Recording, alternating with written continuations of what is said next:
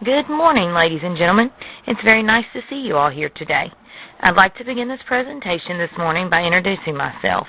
My name is Amanda Watson, and my purpose this morning is to introduce you to a little bit about Vatican City, Italy, and some of the things that are required in order to travel to Italy.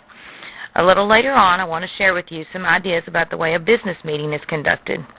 I hope that this presentation is helpful to you in the future. So let's get started. The Vatican City, the home of the Pope and the Roman Catholic Church, is located within the city of Rome and is considered a separate state completely. In 1929, a treaty recognizing independence and creating the state of the Vatican City was signed. As you can see on the map, the Vatican City state is located on the Vatican Hill on the right bank of the Tiber River. Almost all of the Vatican City's 826 citizens live inside the Vatican's wall. The Vatican includes high dignitaries, priests, nuns, and guards.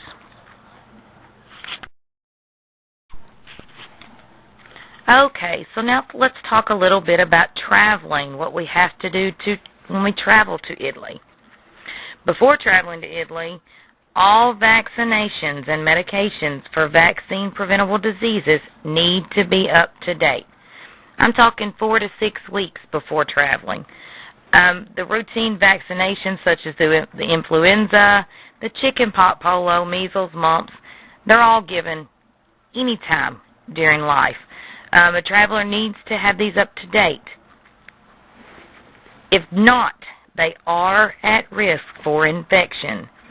A United States citizen may enter Italy for up to 90 days for a business purpose without a visa. The passport should be valid for at least 3 months beyond that period of stay, though. Americans staying or traveling within Italy for less than that 3 months are considered non-residents. This would include people taking professional trips, being on vacation, students registered at an authorized school, or persons performing research or independent studies.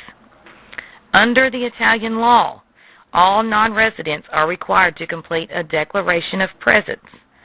Tourists arriving from the United States should obtain a stamp, which is equivalent to the declaration of presence, in their passport at the airport on the day of their arrival. Languages there in the Vatican City. Italian is the official language, although there are many various dialects. Latin is one of them, as well as English. English is actually spoken by many business people in Italy. The Italians there are guided by your first impression, so it's very important that you demonstrate good manners and respect when greeting them, especially the very first time. Greetings are usually enthusiastic, yet rather formal. A handshake with direct eye contact and a smile is adequate between strangers. And here's a little advice that I can offer you. Avoid talking about religion, politics, and World War I. The good conversational topics may include something as their Italian culture, art, their food, wine, family, films, and hey, that's just a little insider to help you along the way. Dress etiquette in Italy. Dressing well is a priority in Italy. Fashion and fashion design are trademarks there in Italy. Therefore, in the business world, good clothes are a signature of success. Men should wear dark-colored, fashionable, high-quality business suits.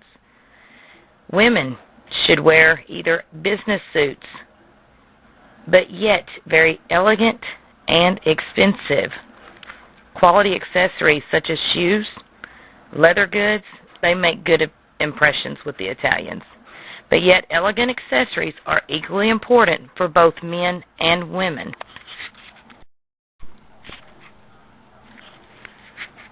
In the world of Italian business relations, practicing proper business etiquette is essential, as many Italian business people place great value on first impressions. By demonstrating your aptitude, you will impress your colleagues and effectively show your proficiency in the business world. The ways that meetings are conducted in Italy are much different than the way other countries conduct their meetings. Appointments are mandatory and should be made in writing 2 to 3 weeks in advance. and then reconfirmed by telephone or fax. It is imperative that business people traveling to Italy understand that culture behind their meetings and pay close attention to respecting their customs. It can be quite a culture shock coming into an Italian meeting as opposed to being in another meeting. There are a few rules one would need to follow in order to be using proper Italian business meeting etiquette. In this case, etiquette is defined by the Italian culture. The attitude in an Italian meeting is based on the feelings of certain situations and circumstances. The way that Italians project their feelings is by volume of their voice or through body language. In order to fit into this setting, a business person should not be intimidated by the way they communicate. Prices in the Italian culture are negotiable, and going into a business meeting, one must be assertive to get the intended outcome. Business meetings don't always start on the same time in Italy. In fact, most meetings go over the planned time. Punctuality is something that depends on the company the one is working for. However, it would be to one's advantage to be on time to every meeting. It would offend an Italian company if one was late to one of their meetings. Italians are a very visual culture and appreciate an object's beauty.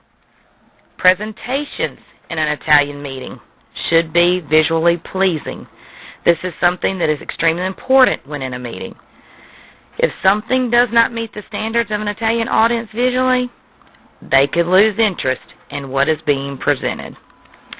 Visuals that are not pleasing to look at can be misconstrued as unimpressive.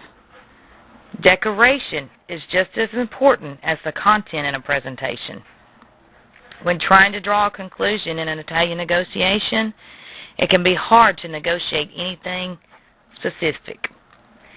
The most polite way to get a response that isn't vague is to be patient. Establishing long relationships with Italian businesses can benefit a company tremendously. The goal of the initial meeting is to develop a sense of respect and trust with your Italian business. Trust is an important thing to establish early in making negotiations in a business meeting. Trust is an important thing to establish early when making negotiations in a business meeting. Italians do not conclude major business deals over the phone or by letter. They would prefer being face-to-face with the representatives. Etiquette in business meetings here is largely impacted by the idea of trust. Being polite, trustworthy, these are two of the most important aspects when analyzing what Italians expect from companies that they do business with. Another thing here to keep in mind when presenting to an Italian audience is that the majority of Italians speak Italian.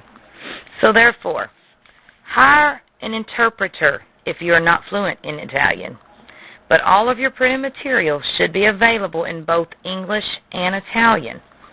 Using the formal way of speaking is something that is recognized as polite and well respected. Failing to do this can offend the person who you are conversing with. It's good to be sure that that person in which you are conducting business with prefers the formal language versus the informal. If one speaks to another in the informal, then sometimes it is appropriate to use the informal way of speaking. It is very common to be interrupted while speaking. For several people to speak at once, they do that a lot. Some business people will even raise their voices to be heard over the speaker, and not because they are angry. They just want to be heard. The Italian culture is unique and shapes the way that other countries act during meetings. Getting accustomed to these small changes can make one look more worldly and intelligent in the eyes of the Italians they are conducting businesses with. Again, allow the Italian business social group to set the pace for your negotiations. Follow their lead as to when it is appropriate to move from social to business discussions. The Italians prefer to do business with high-ranking people, but they do respect power and age. The North and South are a little different when communicating during a business meeting.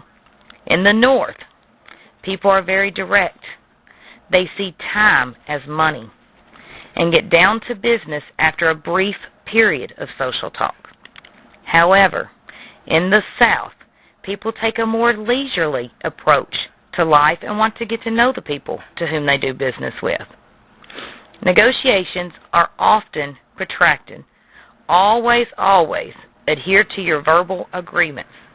Failing to follow through onto a commitment will destroy a business relationship. Heated arguments and debates often erupt in business meetings. This is simply a function of the free flow of ideas. For example, haggling over price and a delivery date. These are very common. But the decisions are based more on how you are viewed by the other party than on concrete business objectives. Okay, although business meetings are quite different than what we're used to, the Vatican City is itself of great cultural significance. The building, such as the Sistine Chapel, is the home to some of the most famous art in the world, which includes work by the artists such as Michelangelo. The Vatican City is a very interesting place to see.